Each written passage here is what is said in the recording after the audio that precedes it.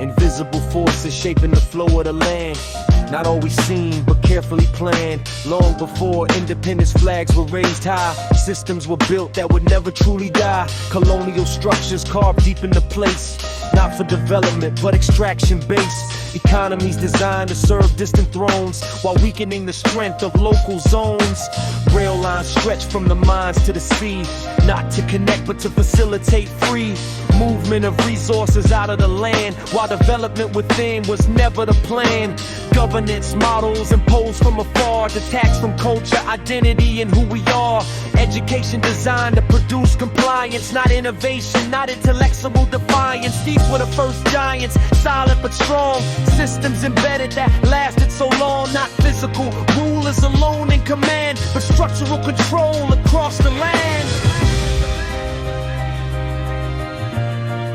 Across the land,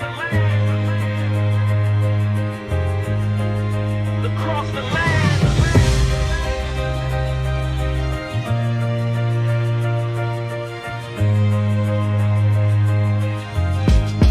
Yeah.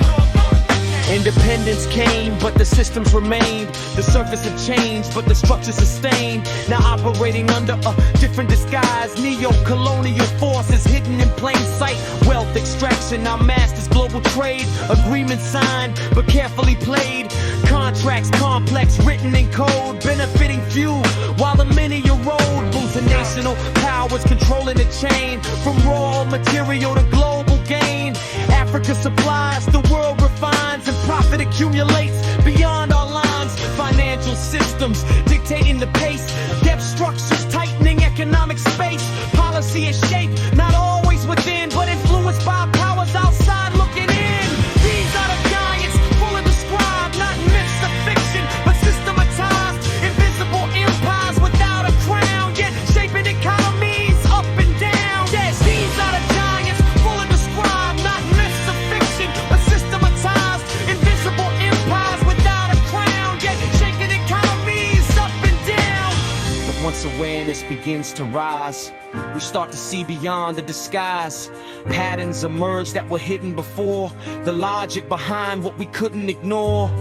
We see that poverty is not by chance, but structured outcomes of global finance. We see that dependency didn't just grow, it was designed into the systems we know. Knowledge becomes the tool we wield, not weapons of war, but truth revealed. Understanding systems gives power to act, to challenge assumptions and question the facts. Fuller taught us to look at the whole, not just the symptoms, but the system's role. To understand structure is to gain control. That's the beginning of reclaiming the soul, because you cannot change what you cannot see, and you cannot be free without clarity. Awareness is step one, the shift in the mind before redesigning the systems we find.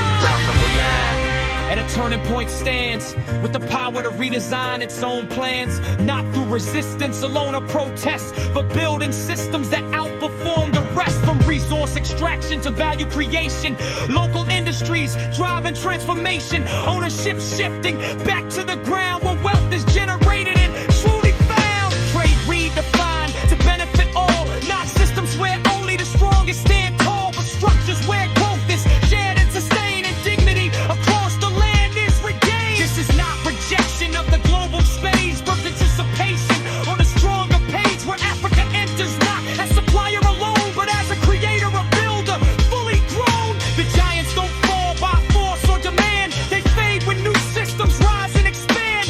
When better models replace the old, that's how true transformation unfolds. The giants were built in colonial days, redesigned in modern, invisible ways. Not always seen, but shaping the game. Different faces, but systems the same. The system was never designed for our rise. It was built for control, not to equalize. But the moment we see, we begin to understand the power to redesign is in our hands. We don't just fight, we create, we rebuild. New systems rise and intentionally build. And that's how Africa reclaims its role, not just surviving, but taking control. Taking control.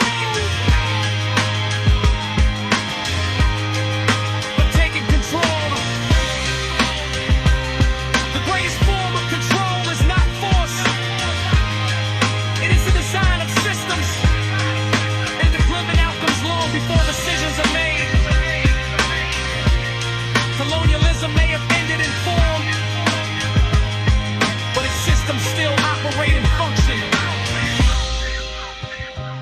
and the future of Africa